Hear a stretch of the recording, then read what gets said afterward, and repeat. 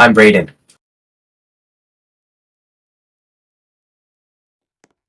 Hi, I'm Bill. And welcome to a day in the life of Rescue 1.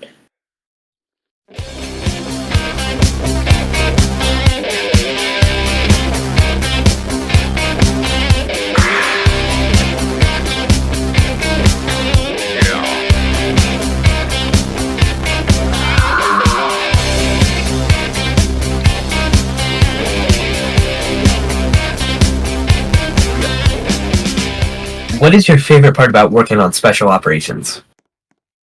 My most favorite part about working on special operations, it gives me the opportunity to go on special scenes that normal firefighters never get to experience. Okay. How long have you been with special operations? I've been with special operations for about 3 to 2 weeks now. Alrighty. And then what certifications did you get to come to special operations? The certifications you have to hold to ride Rescue 1 is your technical rescue and your hazmat awareness. Alrighty. How long have you been with this department? I've been with this department. I used to be in this department for almost 4 months. I to the department and I came back for about a month or two now. Alright. Thank you. Hi, I'm firefighter Spidey. I'm a driver on Rescue 1. Alrighty. What's your favorite part about driving the rescue? That I get the wheel and I'm kind of sort of attached to one part of my job, but I don't have to stay at the apparatus.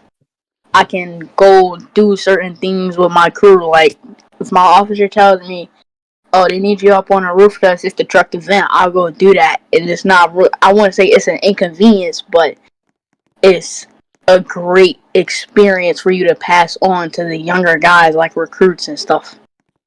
Alrighty. Do you need any special certifications to drive the rescue compared to just a regular rig? No, because the rescue is like a big toolbox, just without like the ladders and the pump.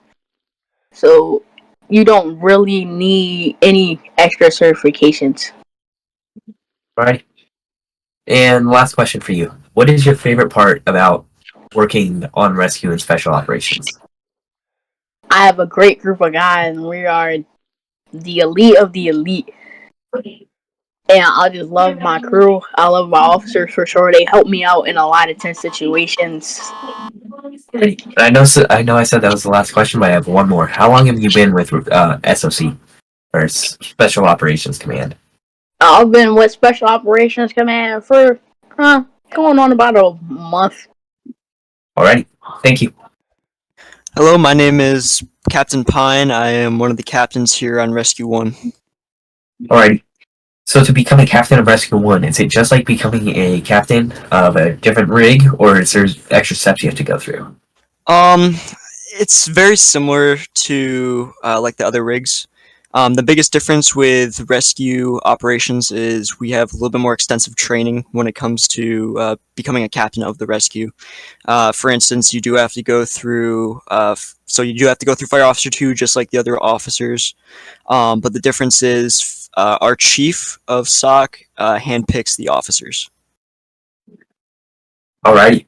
Next question. Is there any special stuff you need to become a rescue personnel? So to become a rescue personnel, you just have to submit an application first off. From there, it will be reviewed by one of our chiefs or myself, where we will then have you go through an interview. We'll see kind of what your mental state is, what your process is in terms of how you operate, if you're mature. And from there, we'll have you show up. It's a 5-phase training, going over different types of rescues, and you will at the end will have a test. If you pass all of that, you become a technical rescue specialist. Alrighty. And one last question for you. How long have you been with rescue? Yeah, so I've been with the rescue for about 2.5, 3 weeks now. Alrighty. Thank you. Yep, no problem. Hello, Taftville. I am Special Operations Chief Phantom. I once was a captain too. I am now a Special Operations Ops Chief, and welcome to Taftville, Station 1. Alrighty. What was the hardest part about becoming an operations chief? Honestly, it wasn't hard at all. My roots begin as a lonely probie at Station 56. From there, I climbed up the ranks to lieutenant, then from lieutenant to captain. Then I became captain of Engine 57 for a little bit until I got transferred and started bossing Engine 19. I then got offered the position of SOC captain. I was the very first SOC captain to run rescue, so the very first rescue captain. And then a few months later, we did some restructuring, and I got placed as one of the head instructors for SOC training, along with the deputy commander of SOC, and I am now an operations chief over the division. Alrighty. What is your favorite part about being an operations chief for rescue operations? So being a rescue ops chief is more than just... I'll do more than just overlook special operations. While that is my primary duty, I also ensure everybody is operating safely on the fire ground, whether it be fire or special operations. However, my primary focus is special operations and how we operate. Now, a lot of questions, a lot of people ask, squad, how can I ride the squad? How can I ride the rescue? Well, the squad and skew, because that's one question we get a lot from our members.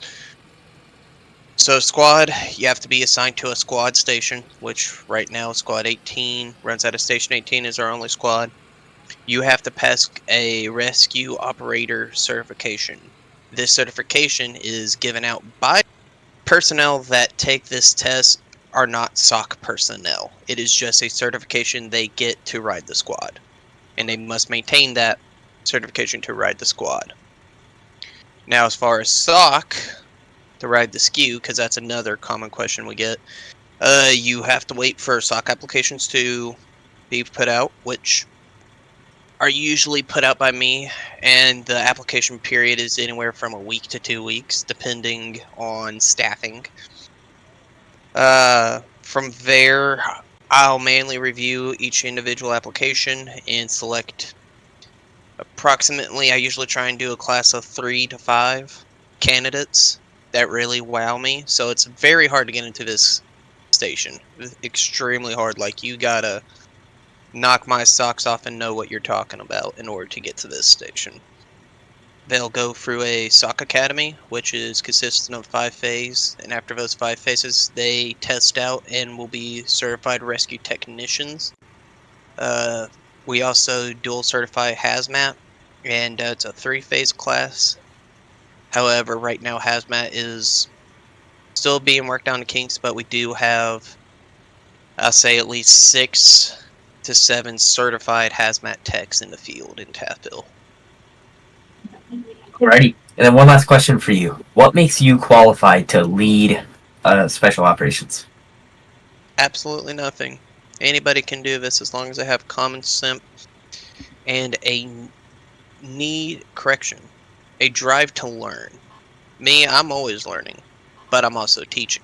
That's the downside of my position, is I gotta learn how to teach new members how to be safe, while at the same time learning how not to mess up as a chief or push that boundary of professionalism to friendism. That, might be like, hey, you know what? I like you. I'm going to put you in my division. So it's a tough spot, but like I said, I try and stay fair, firm, and consistent throughout what I do, and that's probably my biggest key for success, is be firm and consistent with what you do and be a sponge. Be open to learning new ways of doing stuff. As a lieutenant once told me, there is a way. There is never the way. Yeah. Alrighty. Thank you. Thank you.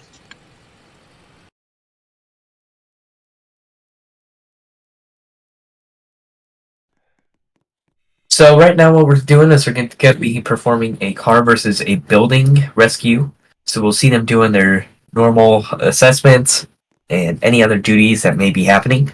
So we're going to listen in to their radio communications, as well as their talking with each other to communicate what's going on. Rescue 1, show us on scene. We have a 3-story commercial residential, times 1 semi through the alpha side of the building. Rescue 1 will be out with command. Alright, Spidey, Fox, go ahead and get that, Yeah, you guys are trailer good to start stabilized. away. Pine, go Fox, I'll grab first. the crib. I got the crib in. Doors forced. Alright. So, Pine, we're gonna need air shorings to go and get struts. Let's go and get 10-4. some 2x4 and some cribbing.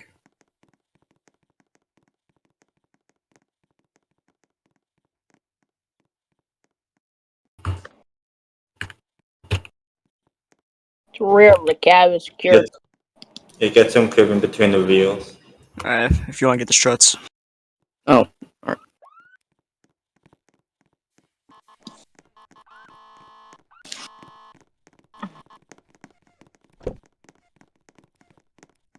Alright.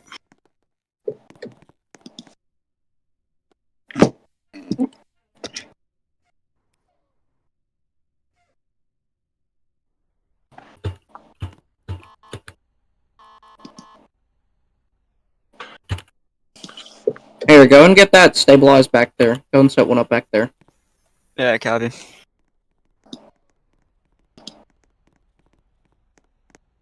Tell me when you have that set up. I got this one up here set up. Alright, stabilize. Alright, do you still have that Halligan with you? A from. Alright, so we're gonna go and just bust this passenger side window. I'm getting the driver, to cover his face. He's saying no injuries. He's not feeling any neck or back pain. We're gonna go and help him and climb and get him to climb out the front windshield, alright? Sounds good. Whenever you're ready, I'm gonna stand back. Alright, here, do you want to give me a blanket real quick just so we can cover this guy up? From the glass? Yeah, he's covering himself up with his jacket. Alright, copy. We just gotta bust the front left side of the windshield. Alright, windows smashed. Alright, have him crawl out. Assist him down. Yep. Alright, let's go. Alright. Bring him over to medical. Spotty and Fox, how's the stabilized and semi-go going? Full stabilize. Someone I. Alright. We're just getting one thing over there. Alrighty. Let's go ahead, go inside, Pine, get the front side of that semi-stabilized. Fox and Spidey, once y'all are done doing that, see if y'all can make y'all's way up to that 2nd and 3rd division. If it's unstable, back out. Copy, we're all finished. Third division, no clear, pulling out now. Alrighty. Pine, you good over there? Yeah, this side's stabilized. Alright. As far as I know, this is all we can do. Let's go and back out until DOT arrives. Also, Spidey and Fox, did you find any leakage back there? Negative. Actually, negative. I just gotta wait for DOT. So, training scenario went good. Let's go ahead and just stand by that truck. We debriefed. Let's go ahead and remove all the cribbing and everything. And everything went quite smoothly, I'd say.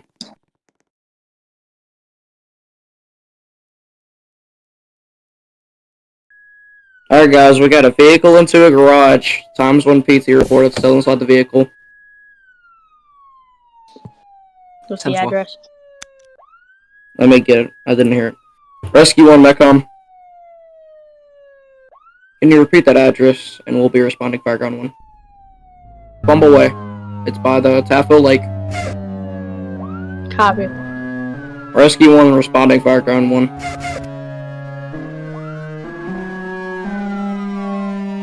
Just completely head down here, Spotty, take a right, and then just head straight. Take a right here.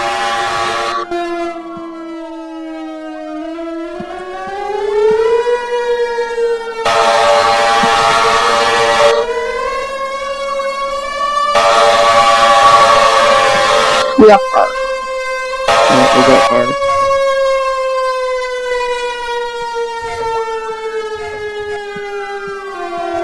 Rescue 1 show us on scene. I'm gonna go ahead and assume scene command for now until... Engine 4-4, go ahead and get a phone line in service. Go ahead and get that on that fire at this time. Just pull up some. Here, go to the left, pull beside. There you go. Just park right here. We're out of the way. Park and brake. Alright guys, we're gonna have complete structural collapse. Seems once we get this out, we're just gonna have to do...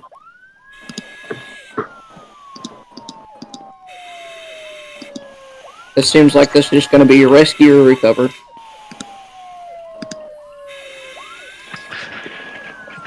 Then 4.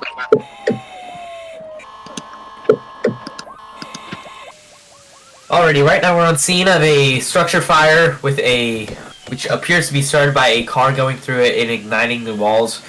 I believe there's one victim at this time. We'll let you know, and you'll listen in to the rescue crews on their discussions of what's going on during this scene. Rescue 1, chauffeur got the spreaders. I got the...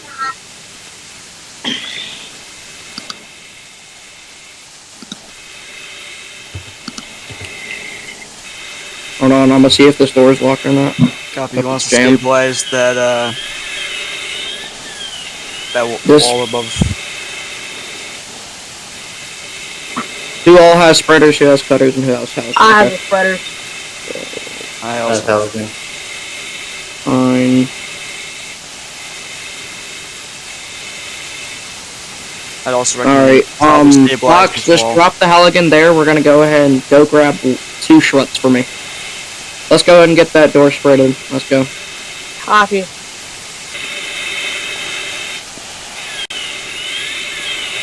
Alright, go and cut those hinges, buddy.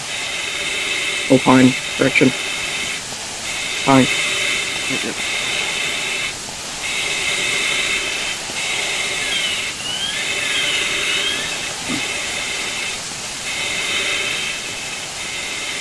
The more you have that. Yep. Hinges are exposed. Okay, I need one of y'all to grab cutters. Spidey's got cutters. I'll go grab them. Yeah, spreaders, but it'll be fine. I'm gonna just see. That's on standby.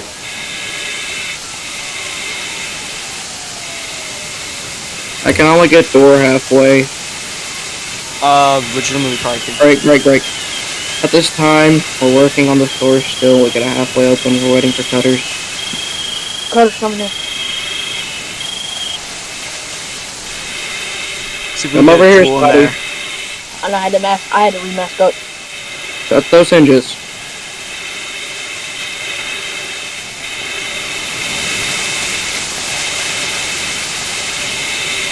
Come on, you got this. Alright. Alright guys, one of y'all help me. Let's get this guy out.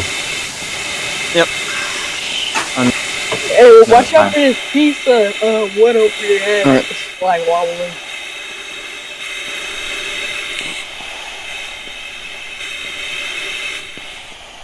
Alright, there we go. Medical problem. Fox, did you get those struts? I'll set them up now, Alright. if you need.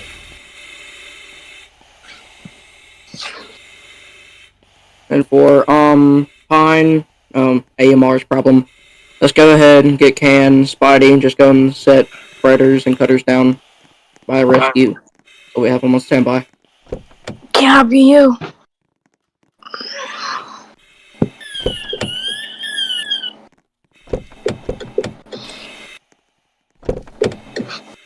I don't think we can stabilize that roof much, Fox, so just try to get it as best as possible.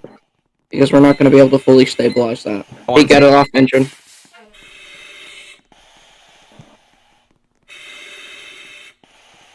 Fox, you can go demask. Go stand over there with Spidey. Y'all two get spreaders and cutters ready. For I when got we the need them. cutters on standby. Alright, Fox, get the spreaders.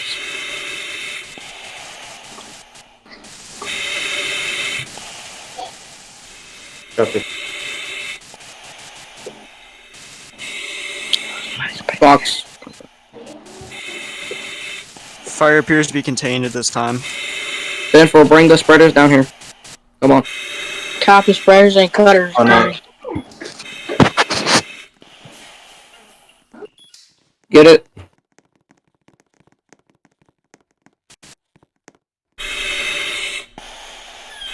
Come on, one of y'all get the spreaders. Box with the spreaders. Open it. Mask up, open it.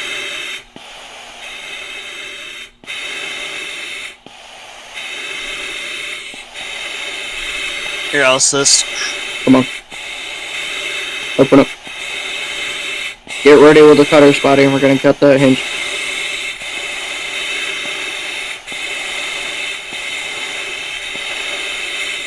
Fox, whenever you get that spreaded, he's gonna also go and expose those hinges.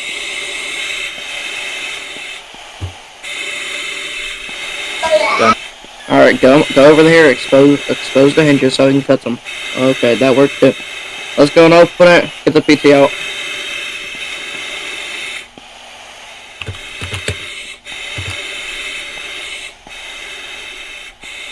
Alright. Rescue 1 command.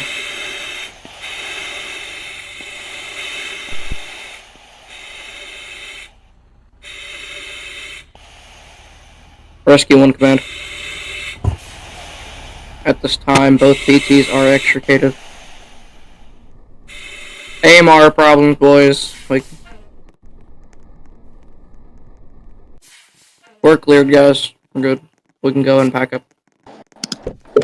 Alright, we're cleared, guys.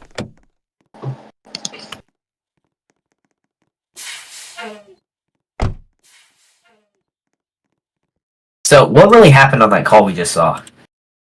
So what happened on that call is we arrived, we had a vehicle into a garage that was on fire.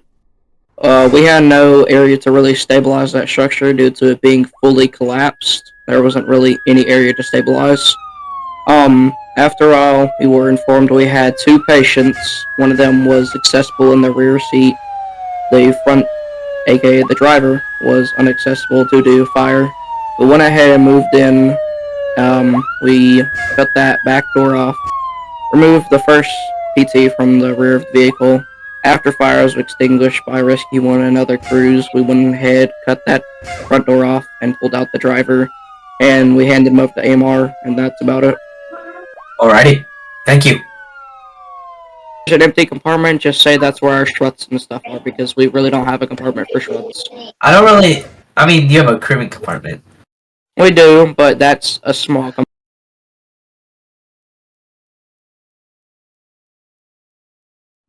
Gas station and box 44, Spotty. Take a left out of Academy, I and know then where it's at. Okay. So right now we're responding to a gas leak at a gas station, so these types of calls can definitely be a more high-risk call, especially at a gas station where there's a lot of free-flowing gas, and one spark could blow the whole place. So this is a pretty high-risk call. Rescue 1 Metcom. Show us on scene. We have a heavy gas spill in between the pumps at this time. Rescue 1 will have command. Rescue 1, break. We have the gas on fire at this time. Once my first in engine, go ahead and get a foam line on that. Say back about 50 feet though.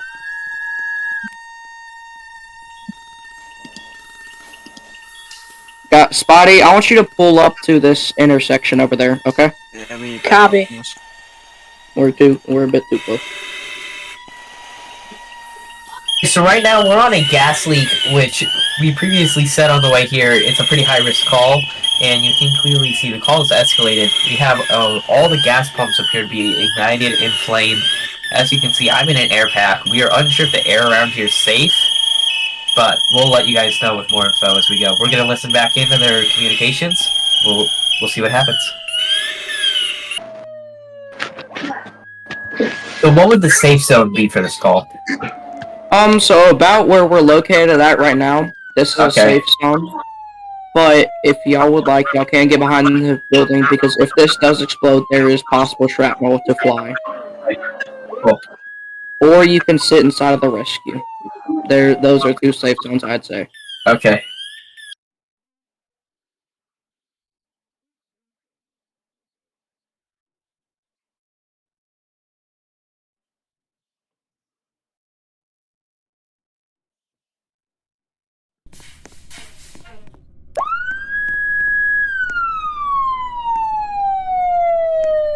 So right now, as you can see, I'm in full structural gear. We've been informed that we're safe to not have to have our breathing apparatus on, but if we want to go any closer than really where the rigs are, we'll want some breathing apparatus.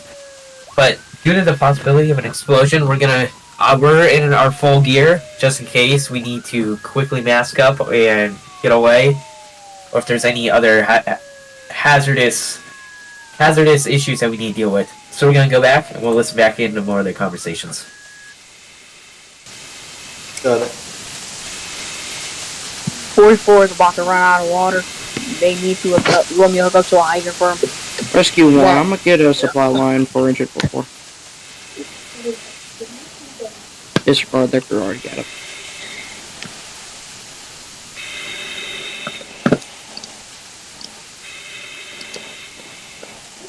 Just walk down there, just stay back. Like, stay behind Ninja 44's crew because they're too close in my opinion. I'm trying to stay, yeah, about where y'all are right there, just stay there and spray it from there. Probably should also give a line, protect that exposure, the actual gas station itself. You might need another agent cover 1 for minute that. left there.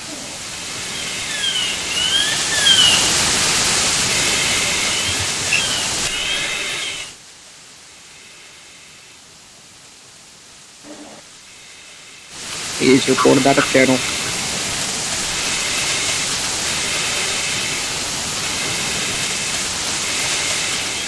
Ten 4. Ninja 44 go for command.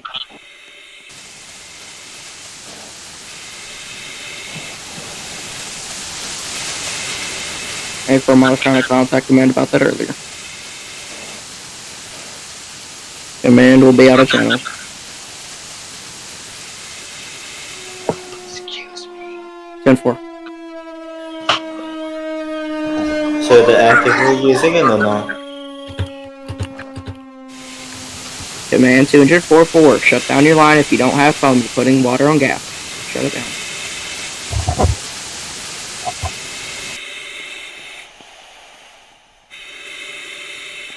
Command to engine 19. When you pull down the road, I want you to go ahead and get a foam line service, please. Firm, what's your ETA?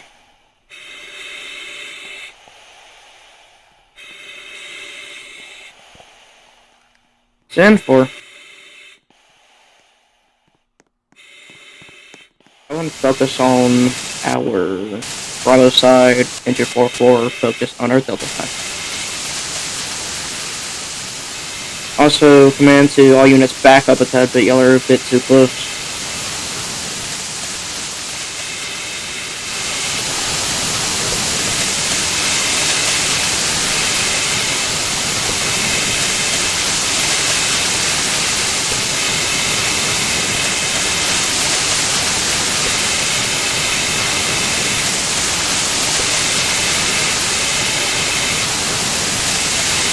Hey, I want all 3 of y'all on this side where the fire's already extinguished. Go and get sandbags set up there on our Alpha side.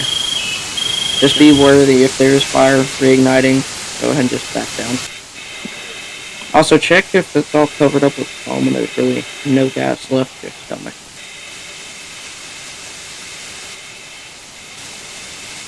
Command to engine 44. Y'all can go ahead and shut down y'all's line. Engine 19, correction. Engine 4, keep your lines in service. Engine 19, go and shut down your line.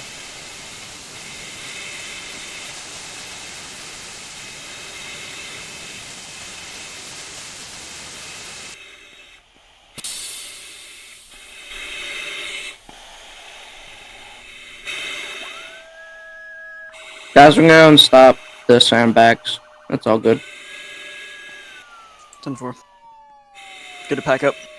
Yeah. Copy. Rescue 1 to engine 19. Y'all can go ahead and pick up and clear.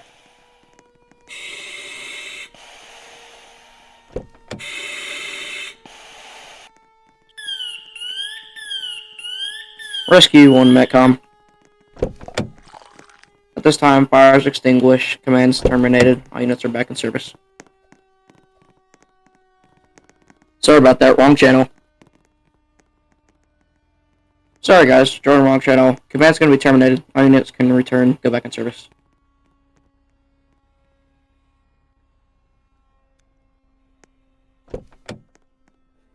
So, Bill, on that call, what was our main concern rolling up?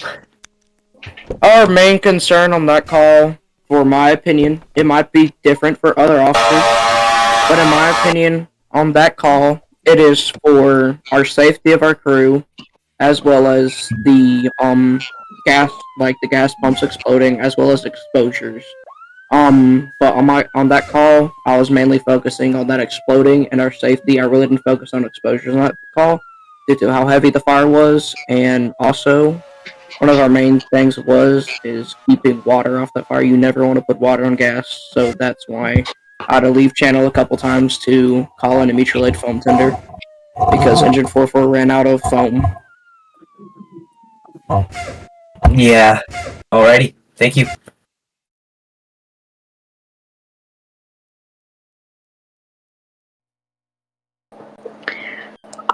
Alright, here, I'm Firefighter Spidey. I am the Apparatus Chauffeur Rescue 1. Here is our Rescue Piece, Rescue 1. If you go right here, this is mainly where I am, the driver's seat, control like the lights and other things of that nature, like scene lights and stuff. My officer, he can control the sirens and the horn. I can also control the horn.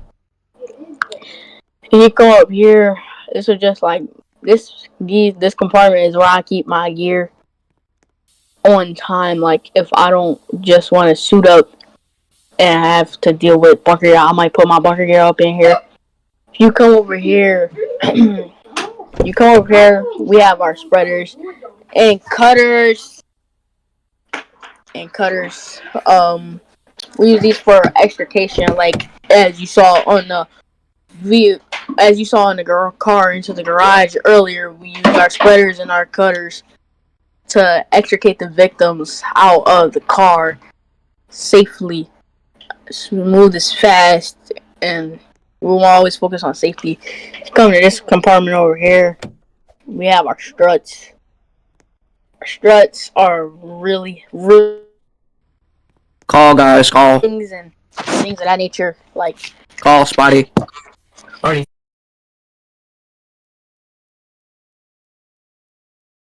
Alrighty, so as you guys can see, things around here can drop at literally a drop of a dime. So we were just doing a rig tour, and now we're running another call. So we're gonna head back up to our main channel, and we'll hear what's going on. Rescuing, what was that address? what are you responding to? Break! Behind Chief Tim's, County Road 57. Everyone's in. Let's go.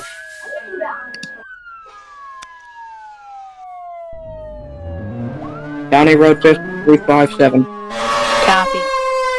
So what are we on route to right now? At this time, we're on... Spotty, turn right up here. At this time, we're en route to a MVA with a car on the roof, and that's about all the details we have at this time. Alrighty. Just head straight down here. So we'll let you guys know once we get on scene. I'll do a little briefing, and we'll see what's really going on. Fox and Pine, dive gear. 10-4. I'm gonna be anchor for Pine, you're gonna be anchor for Fox, Spotty. Copy. We need to back up a little bit so we're not too close. We're good right here. It's fine. Copy. Parking brakes engage. Alrighty, so right now we're on scene of a vehicle inside of the water. It's smoking. They're gearing up 2 divers. So you'll get a live view of what it's like from under the water. We'll get back to you with any updates. Alright, Spidey. Copy. Switching into wetsuit. Alright, diver going in the water. Rescue and command, Tom's one diver in the water. Spotty, stand by at this time. Copy. Rescue and command, we're just going down to 1 diver. Levi's, I'm gonna go through the back. I'm just gonna smash the glass. And 4. Rescue in command, we have a diver in the vehicle at this time. It's Spidey in wetsuit now, Fox. But we don't. Fox, Spidey, you're on standby for safety. Copy. Fox, Okay. go ahead and just downgrade. You can keep your wetsuit on. Just put a life jacket on.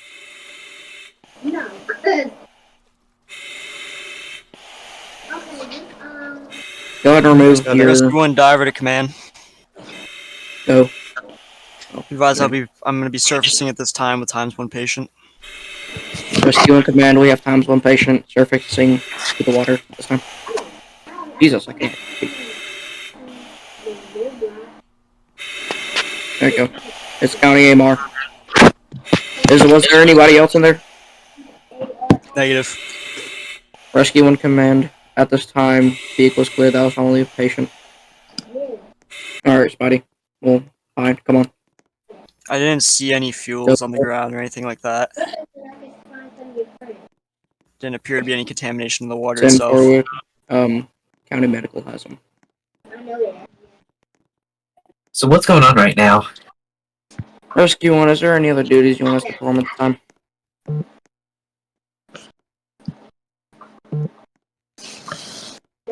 Alright, so at this time, we went in and performed a rescue on 1 PT. At this time, us, as well as Ladder 5-6, have been cleared. Engine 5 has been staying on scene until TOT arrives. We were just called out for water rescue because none of the other rigs in the county are certified for this type of rescue. And that's about it. We didn't have foreign stabilization, anything like that. It was just a rescue and we're cleared. Alrighty, thank you. We'll see you guys back at station. Sorry about that. We had a call. We're back. Now we're gonna move on to this compartment right here. Right here we have our hydraulic and our electric spreaders. We use electric for our normal extrication duties on MVAs and all that, and sometimes we have to use our hydraulic for recoveries in the water if sheriff is not available. If we move down to here, we have our struts and as well as our A-post for rappelling and technical rescue as high angle or trench rescue. If we move back to here, we have cribbing in here. If you ever seen those big blocks under vehicle tires on MVAs, that's what those are. We have small cribbing, large cribbing, as well as wedges. If we go back here to this compartment, we just have even more cribbing. That's about it.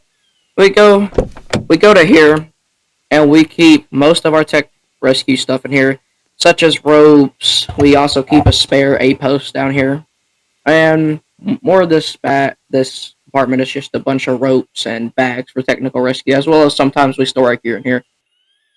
And now we're going to move to the back of the truck where the real men ride. Joking. The real men ride up front. If we come right here, we have our set of irons if we're on RIT or anything like that. If you don't know what RIT is, it stands for Rapid Intervention Team, and sometimes they're also known as FAST. If you look around, we have about, I'd say, 8 to 12, 10 box lights. These are used for RIT as well. We kind of just attach them and take them inside when we're doing primary or rescuing other people. Right here, we have a pike pole. The pike pole is used for overhaul, such as pulling down ceilings, breaking walls, such of other natures like that. If we come over here, we have more cribbing. And honest, the yellow bag is our medical bag. It's our BLS bag. We keep our ALS bags up front. If we come over here, we have more cribbing again. If we look above here, that's where we keep our water rescue gear. We keep our wetsuits, our air packs, and sometimes just whatever we really need in these compartments. It's more of spare stuff that we keep in here. And if we come out here, now Pine's going to take it over. Alright guys, so my name's Pine, I'm captain here at Rescue 1. This first compartment we got here houses most of our miscellaneous tools. So we have our tarps, canopies, and cones. So they're more so for when we do RIT, and then also for hazardous materials. We utilize the tarps. Canopies can be used for a lot of different things, mostly utilized for when we have large-scale operations, just for a spot for our guys to chill out. Can also be utilized for like not necessarily high-angle rope rescues, but for confined space rescues, we can utilize the tarp just to kind of allow us to see better and give us a better working environment. The second area over here, the second compartment, is our rope rescue compartment. So for water rescues, so we have our throw bags, we have some life vests in here, and we also have one pair of dive equipment. This third compartment over here is our medical compartment. So we have our ALS jump bag, sea collars, and our life pack, which if you see here is our little monitor for our ALS technicians. Basically just tells you, it allows us to not have to do the basic skills in terms of doing manual blood pressures, things like that. Just makes our life a little bit easier. Moving on down here, this fourth compartment houses a lot of our cleanup stuff, cleanup compartment. So spill buckets, brooms, and sandbags, which are mostly used for absorption and cleaning up spills. We also have a gas meter and a tick, which stands for thermal imaging camera. The gas meter is self-explanatory. It's what we use to find hazardous gases, and it tells us kind of like the range. And the tick is utilized in fires. We use it to find where the fire is, which is known as the seat of the fire. We can also use it to find bodies if there's a possibility of people trapped. Moving on to this first compartment officer side, houses our tools. So we have Halligan, sledgehammer, we have our crowbar, flat-headed axe, bolt cutters, and our pike pole over here. All these tools are just basic necessities needed for our job from day-to-day uses. And it houses most of our more basic tools. This last compartment up here, right next to the officer's seat, houses the officer's compartment. So this houses some of his gear, and then also his supplies, so the officer hook, as well as his specific set of dive gear and equipment.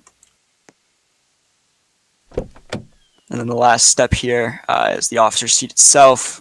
So if you want to step up in there, this obviously is just the command center for the officers. The officer just sits here. He has his own pedal for the cue, and you also can use the horn. There also is an MDT here in the top left, and there's also the radio that he uses to call over to Metcom. And that's it for this side of the compartment.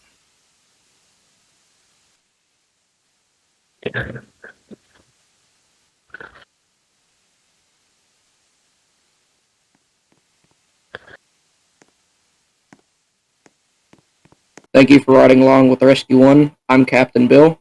And I'm P.A. O'Brien. We'll catch you on the next one.